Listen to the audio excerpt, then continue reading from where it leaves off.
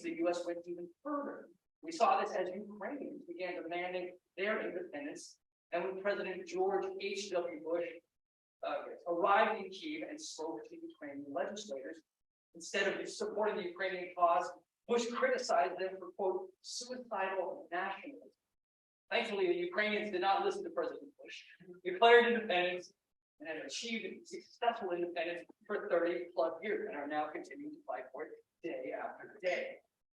And then we saw, obviously, after that as well, those in Chechnya attempting the same thing, declaring independence, but again, having the Americans ignore them. Some of you may remember when President Bill Clinton infamously compared the Chechen to the Confederates of the American Civil War and compared President Boris Yeltsin to Abraham Lincoln. I don't know what he was thinking. Over and over, the U.S. has actively worked against these kinds of anti-colonial movements. And again, I don't need to tell you everything the U.S. has done with President Putin's government.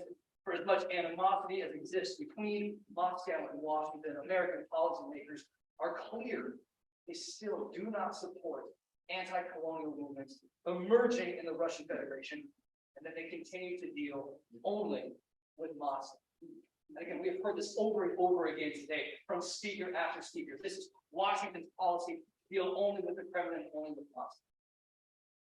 And to be clear, I think this is a horrible mistake. I think this is an incredible strategic mistake in Washington, in Brussels, in London, in Ottawa, and elsewhere. And it's one that the U.S. in particular has continued to make for decades. Now, part of this is because of basic American ignorance. And again, I can say that as a proud American. As I'm sure many of you have experienced, Americans still view Russia and the Russian Federation as some kind of cohesive whole. Maybe a few Americans have heard of Chechnya, but very few Americans have heard of places like Sakha or Buryatia or Tatarstan or any of the other nations that have been colonized by the Kremlin for decades. And until last year, there wasn't that much awareness in the U.S. that Russia even had colonies, or that it was similar to the British or French or Spanish empires of centuries ago. There is still so much massive ignorance in the U.S. about Russian history and Russian colonialism. But last year, and again, thanks to the Ukrainians, there's been an incredible wake-up call in the U.S. Finally, journalists and academics in the U.S. are taking Russian colonialism seriously. And they're also taking seriously what that might mean for U.S. policy moving forward. There is finally a growing interest in the nations that are still colonized by the Kremlin, which is where the other part of this anti-colonial push comes in, and which is where all of you come. There is finally an opportunity to educate Americans, including American policymakers in Washington, who are finally interested in these topics, in these struggles, and in all of that, all of the ingredients that go into these anti-colonial movements emerging in the Russian Federation. I'm not here to provide advice or strategy, but it is clear that people in Washington are finally realizing that decades of American policy regarding the Russian Federation have failed. They're finally realizing that something different has to be attempted. Americans are finally realizing that Russia is an empire that never fully decolonized.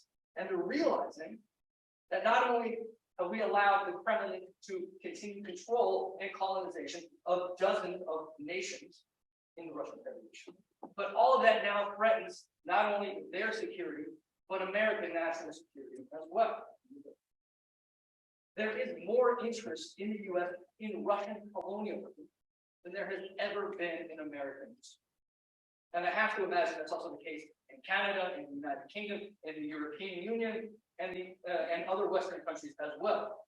Most especially, again, because of places like Ukraine, which continues to sacrifice every single day so that these conversations can continue. Now, U.S. policy will not change overnight. It's not going to change today, not going to change tomorrow, not going to change next week or next month. But in educating Americans and American policymakers and opening those lines of dialogue, this is how things change. And making sure that these things remain above all democratic is how American policy changes. Because it is still technically possible that the Kremlin sees the error of its ways and begins implementing some kind of democratic shift. It is something we saw in other former European empires like Portugal and like Spain, when their empires finally died.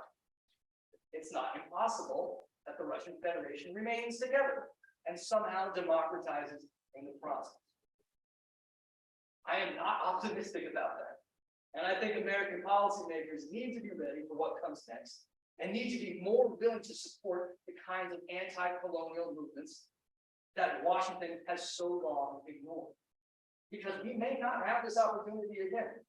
And if we prioritize, yet again, keeping Russia and the Russian Federation together, no matter what, we will only continue this cycle for future generations and condemn more colonized nations to suffer the horrors of Russian rule.